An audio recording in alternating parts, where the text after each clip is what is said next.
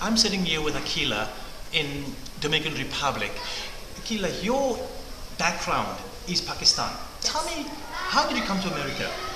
Well, my parents were doing their residency in the United States, so I had to live with my grandparents for 6 years while my parents did that. And in that process, I learned that I have a duty to my people in Pakistan because I find that a lot of my friends who are Pakistani. What do you mean by duty? I have a responsibility to take care of the people in Pakistan because I was given an opportunity to get better education, to live a better life.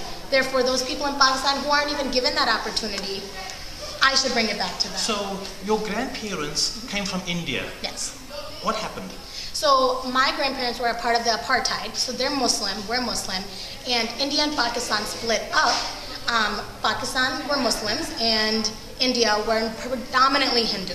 So, they traveled over to Pakistan and they actually... And you mentioned that they had to travel in a certain way. Yeah, they had to wear the burqa. They actually had to put on the female dress so that they could hide their faces and travel so that it was safer to travel as a female because, you know, maybe someone would show a little bit more sympathy rather than travel as a male because they would shoot the male. Because at the end of the day, the mentality was still that the male will do predominantly of the breadwinning.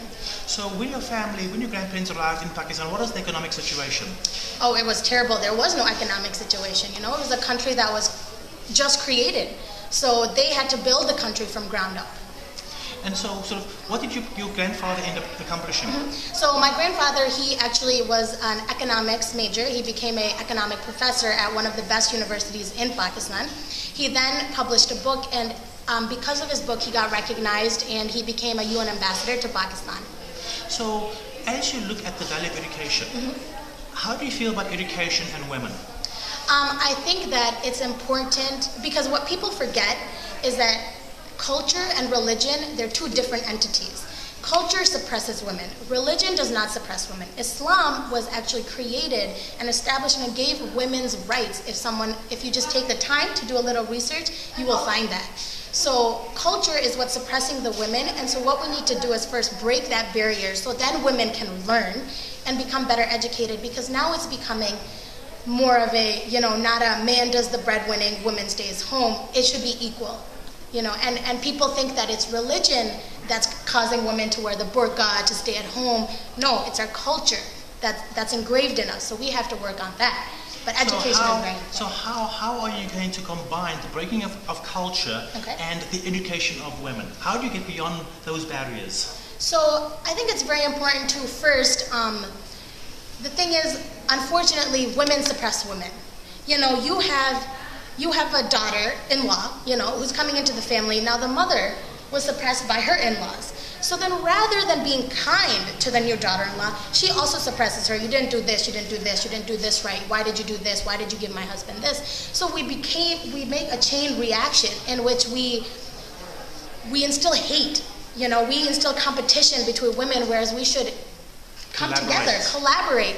And when we build each other up, obviously you become a stronger entity. So the man, you know, he feels a presence rather than we keep degrading each other. So how are you going to progress if you're not raising your daughter to be independent? So you have been raised between two cultures, Pakistan and the United States. Yes. What are the most stark contrasts for you? The contrast, I think that, well, in terms of culture, Pakistan is very family oriented. Whatever you do, it's for the family. And whereas America, I've seen that, especially my generation, it's more kind of you do it for yourself. So, like, for example, my cousins, or my best friends who live in the States, they have to pay for their own college, right?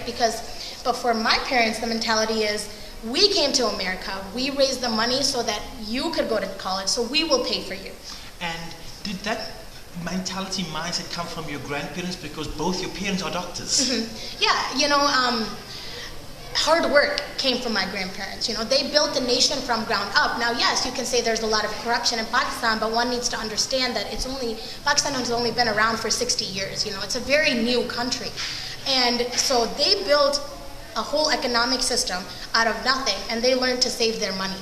That was passed on to my parents, who learned that, you know, they're really trying to, okay, we got this far, try to get a little bit further, try to get a little bit further. So with this out, there are now even greater expectations of you and your siblings Right. from both your grandparents and your parents. Right, and it's understandable, you know, and yes, that's a lot of pressure, but it's understandable because if there's not a little bit of pressure, then how will you progress, you know, so. Akila, wonderful insights. Thank you I very hope much. you're going to spend more time traveling and looking at the world in a much broader context, because this is how we get to change the world. Thank you.